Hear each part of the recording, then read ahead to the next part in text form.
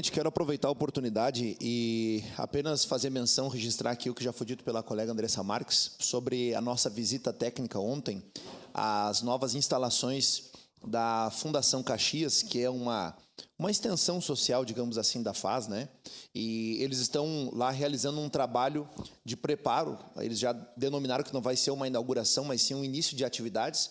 Está longe de ser uma inauguração, como disse o Serena, mas é um passo muito importante para o acolhimento das pessoas em situação de rua e, inclusive, fazendo uma distinção do espaço adequado para homens e também para mulheres. Além disso, já foi dito pelo Serena, que é o presidente da Fundação Caxias, que lá haverão salas de capacitação, de cursos profissionalizantes, para que possa aperfeiçoar e possamos ter aí pessoas com profissões, inclusive, antes dessa profissionalização também, a alfabetização. Inclusive, a vereadora Rose lá mencionou a importância de se fazer uma extensão de escolas municipais, daqui a pouco no próprio espaço da Fundação Caxias, que fica ali na Garibaldi, se eu não estou enganado, né? Início da Garibaldi, ou até mesmo dirigir eles dali com transporte, enfim, até uma escola municipal, para que possa, então, ter esse aperfeiçoamento profissional e possam ingressar ao mercado de trabalho ou retornar ao mercado de trabalho após essa segunda chance de vida que está sendo dada. Eu acho que é um passo muito importante, é um modelo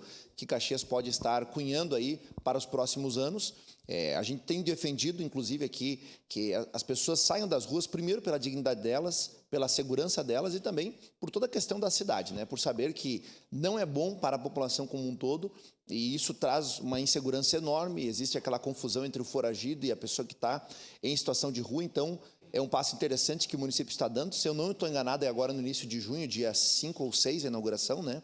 Dia 6 de junho, às 8h30 da manhã, nós estaremos lá prestigiando e participando desse passo importante, que não é uma inauguração, melhor dizendo, mas é um início de atividades. Assim chamou o Serena, que inauguração ele quer estar com a coisa melhor apresentada do que nós temos por enquanto. Mas já é um passo importante, um investimento bem elevado e várias empresas também, iniciativa privada está sendo muito parceiro.